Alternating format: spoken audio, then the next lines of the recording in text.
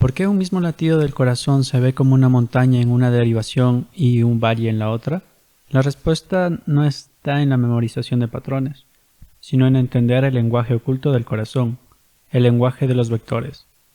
Hoy no vamos a aprender patrones, vamos a aprender a hablar ese idioma. En los próximos minutos vamos a construir tu entendimiento del electrocardiograma desde los cimientos. Al final del video, dominarás los 5 conceptos fundamentales. El vector cardíaco. ¿Qué es exactamente? ¿Cuáles son sus componentes y por qué es la clave de todo? Diferentes vistas para un mismo evento. El principio fundamental de por qué las ondas cambian en cada derivación. La secuencia de activación completa. Desglosaremos la onda P y el complejo QRS vector por vector. El eje cardíaco y su significado clínico. Aprenderás a calcularlo y, más importante, a interpretar sus desviaciones. La rotación cardíaca. Entenderás cómo el corazón gira sobre su eje y cómo esto cambia las derivaciones precordiales. Para entender el electrocardiograma, primero debemos entender el concepto de vector. En cada instante, la onda de despolarización que viaja por el corazón puede ser representada por un vector cardíaco instantáneo. Un vector es simplemente una flecha que nos da 3 piezas de información crucial: magnitud, dirección, polaridad. La magnitud es la longitud de la flecha. Representa el voltaje o la cantidad de masa muscular que se está despolarizando en ese momento.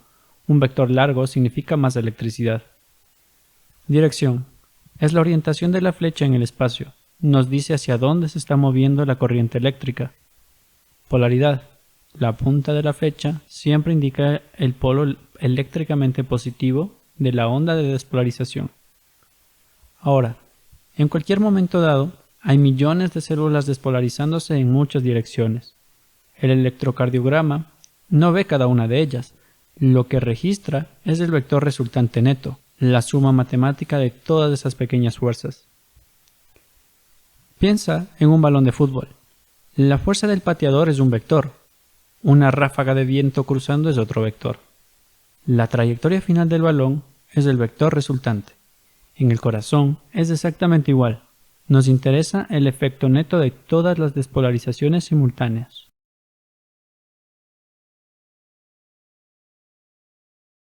Aquí está el concepto más importante de toda la electrocardiografía. Las 12 derivaciones son como 12 cámaras de video colocadas alrededor del corazón, cada una grabando el mismo evento eléctrico desde su propio ángulo único. Esto nos lleva a la regla de oro. Una onda de despolarización que se mueve hacia el electrodo positivo de una derivación registrará una deflexión positiva, es decir, hacia arriba. A la inversa, una onda de despolarización que se aleja del electrodo positivo registrará una deflexión negativa, hacia abajo. La altura de esa deflexión, es decir, su amplitud, depende de qué tan alineado esté el vector con la vista de la cámara. Si el vector viaja directamente hacia la cámara, la deflexión será máxima. Si pasa de lado o perpendicular a la cámara, la deflexión será mínima, es decir, casi plana. A esto se le llama una onda isoeléctrica o equifásica. Entender esto es lo que nos permite pasar de la memorización a la deducción lógica. Ahora veamos este principio en acción.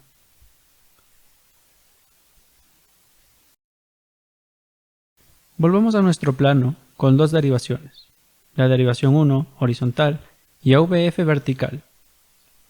En un segundo aparece un vector X con una magnitud de 5 a 45 grados. ¿Cómo lo ven estas 2 cámaras? Para saberlo, proyectamos una línea perpendicular desde la punta del vector hasta cada derivación. Es la sombra del vector. La sombra del vector X sobre la derivación 1 mide 3.5. Es positiva porque la flecha apunta hacia el lado positivo de 1. Su sombra sobre AVF también mide más 3.5. Un segundo después, el vector Y proyecta más 3 en la derivación 1 y más 4 en AVF. Finalmente, el vector Z proyecta más 3 en 1, pero ahora apunta en dirección contraria a AVF, por lo que su proyección es menos 4. Si unimos estos puntos en el tiempo de cada derivación, hemos creado un electrocardiograma rudimentario, es decir, hemos traducido vectores en ondas.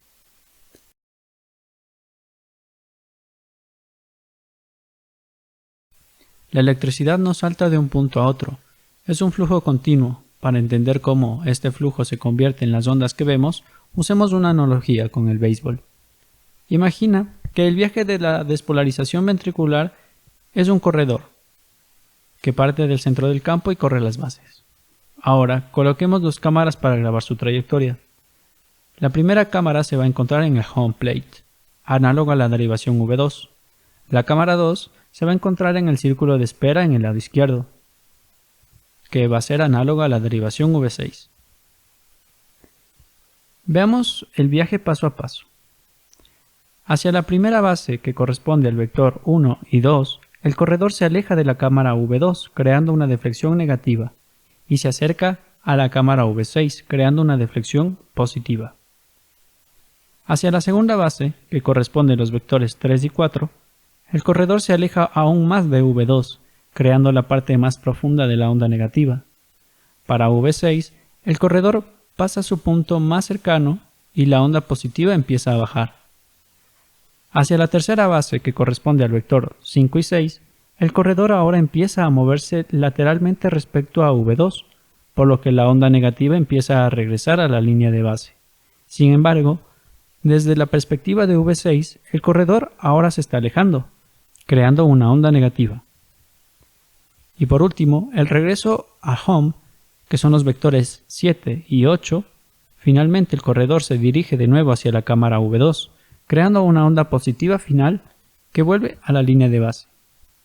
Si miras los gráficos generados, son casi idénticos a un QS real en V2, con una onda S profunda, y en V6 a un QRS. Esta analogía es clave para visualizar por qué las ondas del QRS tienen la forma que tienen en las derivaciones precordiales. Ahora, formalicemos este concepto del camino del corredor. Si conectamos las puntas de todos los vectores instantáneos en secuencia, como las posiciones del corredor en cada instante, creamos un bucle vectorial. Este bucle representa el viaje completo de la despolarización. Ahora que entendemos los bucles, las perspectivas, apliquemos a la secuencia de activación real del corazón.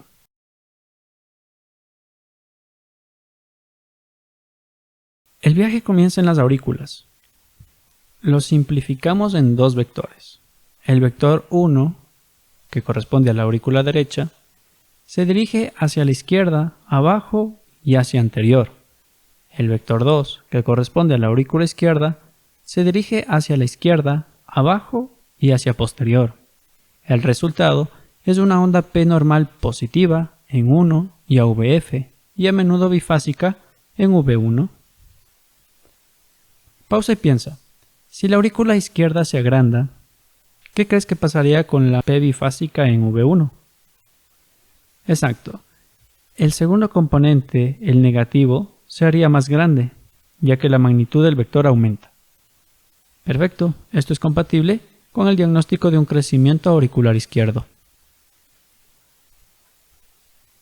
Ahora el evento principal lo dividimos en tres vectores. El primer vector, que corresponde al septal, es de pequeña magnitud, apunta a la derecha, hacia anterior y hacia superior, el cual es el responsable de la onda R inicial en V1 y la onda Q septal normal en 1, AVF y V6. El segundo vector, que corresponde a la pared libre, es el más grande, el gigante. La masa del ventrículo izquierdo domina. Es de gran magnitud, apunta a la izquierda, hacia abajo y hacia posterior. Crea las ondas R alta en las derivaciones izquierdas y las S profundas en las derivaciones derechas. Por último, el tercer vector, o basal, que se encarga de la activación terminal, de pequeña magnitud, apunta a la derecha, hacia superior y hacia posterior. Crea las ondas S terminales en las derivaciones izquierdas.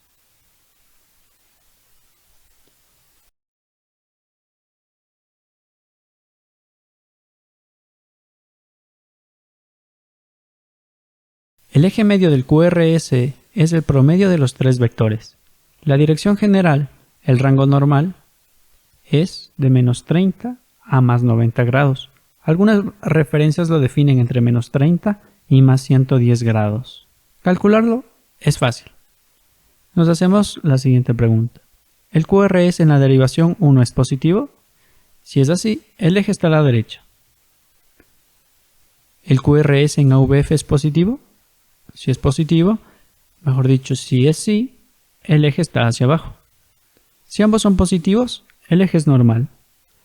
Si requerimos más precisión, buscamos la derivación más isoeléctrica y después buscamos su derivación perpendicular. Es así que el eje estará a 90 grados de la derivación más isoeléctrica. Y si necesitamos mayor exactitud, pues no hay problema. Si no hay ninguna derivación isoeléctrica, lo que procedemos a hacer es elegir dos derivaciones perpendiculares. Por ejemplo, 1 y AVF. Sumamos las fuerzas en el complejo QRS de ambas derivaciones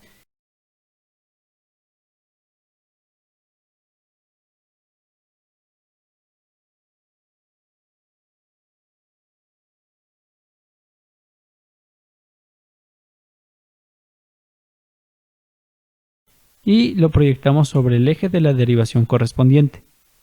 Trazamos líneas perpendiculares hacia el punto donde se intersectan y trazamos una línea desde el centro hasta el punto de intersección.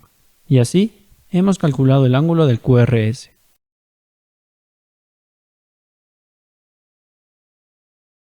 Una vez visto esto, nos preguntamos, ¿por qué nos importa tanto el eje?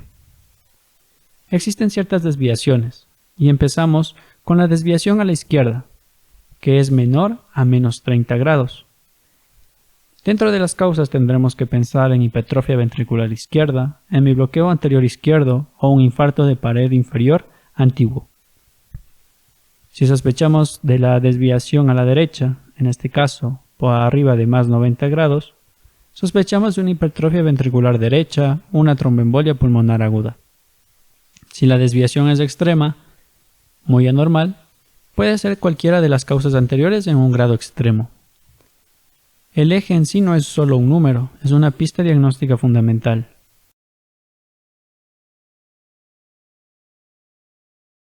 Finalmente, el corazón también puede girar sobre su eje largo. Vemos esto en las precordiales. Normalmente la onda R crece de V1 a V5 y la zona de transición, es decir, donde R y S son iguales, está en V3 o V4. Si observamos esta imagen desde debajo del diafragma, tenemos dos tipos de rotación. La rotación horaria, donde el ventrículo derecho se mueve hacia adelante o hacia anterior. La transición se retrasa hacia V4, V5 o V6, es decir, una transición tardía. Mientras que, si se produce una rotación antihorario, el ventrículo izquierdo es el que se mueve hacia anterior. Por lo tanto, la transición se adelanta hacia V2, lo que corresponde a una transición temprana. Una progresión pobre de las ondas R, es decir, una onda R en V3 menor a 3 milímetros, puede ser una variante normal, pero cuidado, porque también es un signo clásico de infarto anteroseptal antiguo o EPOC.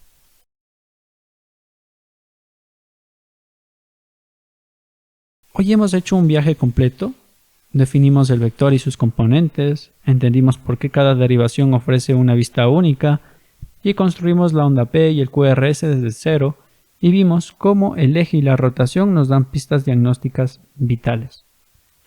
La próxima vez que veas un electrocardiograma, no verás simples trazados aislados. Vas a ver vectores que interpretan este electrocardiograma de una forma tridimensional y ahora tú los puedes entender de mejor manera.